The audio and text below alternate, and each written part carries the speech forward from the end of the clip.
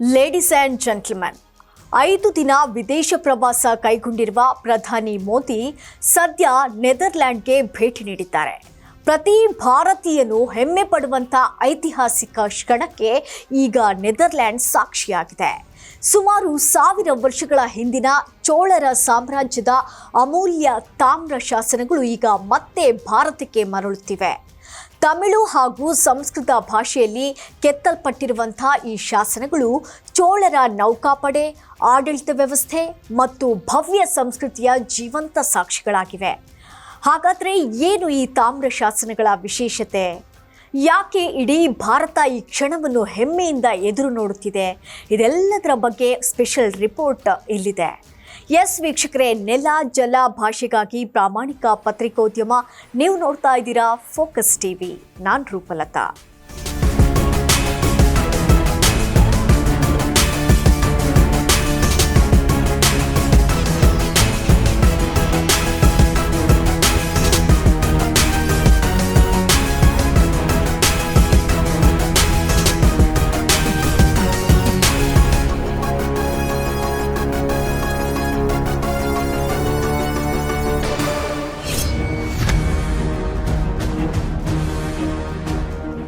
ಹನ್ನೊಂದನೇ ಶತಮಾನದ ಚೋಳ ಸಾಮ್ರಾಜ್ಯದ ಅಪರೂಪದ ತಾಮ್ರ ಶಾಸನಗಳು ಇದೀಗ ಸುದೀರ್ಘ ವರ್ಷಗಳ ಬಳಿಕ ಮತ್ತೆ ಭಾರತಕ್ಕೆ ಮರಳುತ್ತಿವೆ.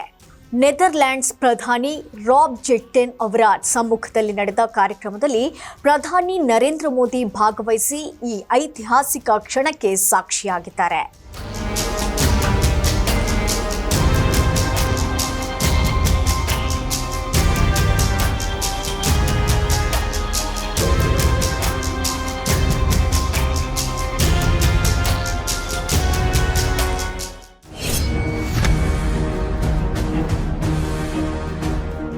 ಈ ಕುರಿತು ಸಾಮಾಜಿಕ ಜಾಲತಾಣ ಎಕ್ಸ್ನಲ್ಲಿ ಪೋಸ್ಟ್ ಹಂಚಿಕೊಂಡಿರುವಂತಹ ಪ್ರಧಾನಿ ಮೋದಿ, ಇದು ಪ್ರತಿಯೊಬ್ಬ ಭಾರತೀಯನಿಗೂ ಸಂತಸ ಮತ್ತು ಹೆಮ್ಮೆಯ ಕ್ಷಣ ಎಂದು ಬರೆದುಕೊಂಡಿದ್ದಾರೆ.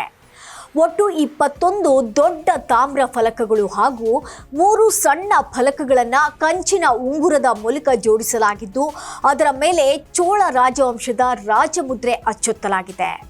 ಈ ಶಾಸನಗಳಲ್ಲಿ ಹೆಚ್ಚಿನ ಬರಹಗಳು ತಮಿಳು ಭಾಷೆಯಲ್ಲಿ ಕೆತ್ತಲ್ಪಟ್ಟಿವೆ. ಇದರ ಜೊತೆಗೆ ಕೆಲವು ಭಾಗಗಳಲ್ಲಿ ಸಂಸ್ಕೃತ ಭಾಷೆಯ ಬಳಕೆಯೂ ಕೂಡ ಕಂಡುಬರುತ್ತದೆ.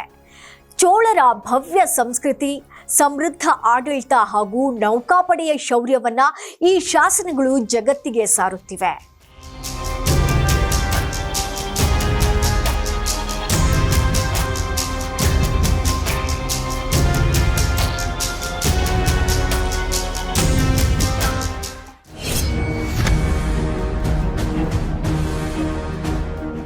ಚೋಳ ಸಾಮ್ರಾಜ್ಯದ ಮಹಾರಾಜ ರಾಜ ಚೋಳ ಪ್ರಥಮವಾಗಿ ನೀಡಿದಂತಹ ಈ ಒಂದು ಭರವಸೆಯನ್ನ ಅವರ ಪುತ್ರ ರಾಜೇಂದ್ರ ಚೋಳ ಪ್ರಥಮ ಅಧಿಕೃತವಾಗಿ ಈ ತಾಮ್ರ ಶಾಸನಗಳ ಮೂಲಕ ದಾಖಲಿಸಿದ್ದರು ಎನ್ನಲಾಗಿದೆ. ಇತಿಹಾಸಕಾರರ ಪ್ರಕಾರ ಈ ಶಾಸನಗಳು ಚೋಳರ ಸಮುದ್ರಾಧಿಪತ್ಯ ಮತ್ತು ದಕ್ಷಿಣ ಏಷ್ಯಾದ ಮೇಲಿನ ಪ್ರಭಾವವನ್ನು ಪ್ರತಿಬಿಂಬಿಸುತ್ತವೆ.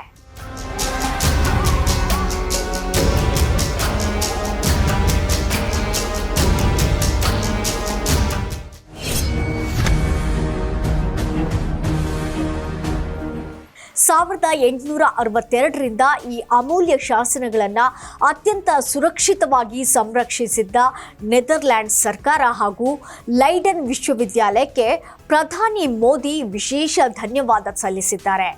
ಕಳೆದ 14 ವರ್ಷಗಳಿಂದ ಭಾರತ ಸರ್ಕಾರ ಈ ಶಾಸನಗಳ ವಾಪಸಾತಿಗಾಗಿ ನಿರಂತರ ಪ್ರಯತ್ನ ನಡೆಸುತ್ತಿತ್ತು.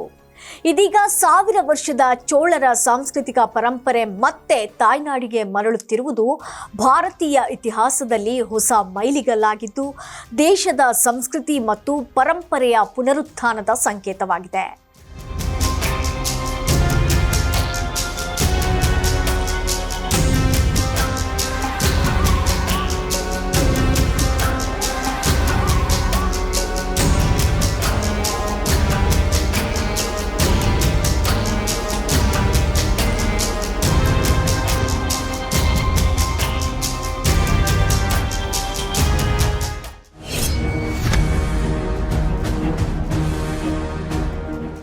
ಸಾವಿರ ವರ್ಷಗಳ ಹಿಂದಿನ ಚೋಳರ ವೈಭವವನ್ನು ಹೊತ್ತಂತ ಈ ತಾಮ್ರ ಶಾಸನಗಳು ಈಗ ಮತ್ತೆ ಭಾರತಕ್ಕೆ ಬರುತ್ತಿರುವುದು ಕೇವಲ ಐತಿಹಾಸಿಕ ಘಟನೆಯಷ್ಟೇ ಅಲ್ಲ. ಇದು ಭಾರತದ ಸಂಸ್ಕೃತಿ, ಪರಂಪರೆ ಮತ್ತು ಗೌರವಕ್ಕೆ ವಿಶ್ವ ವೇದಿಕೆಯಲ್ಲಿ ಸಿಕ್ಕಂಥ ಮತ್ತೊಂದು ದೊಡ್ಡ ಮಾನ್ಯತೆಯಾಗಿದೆ. ಇದಾಗಿತ್ತು ಫೋಕಸ್ ಸ್ಪೆಷಲ್ ಸ್ಟೋರಿ. ನೆಲ ಜಲ ಭಾಷೆಗಾಗಿ ನೋಡ್ತಾ ಇರಿ ಫೋಕಸ್ ಟಿವಿ.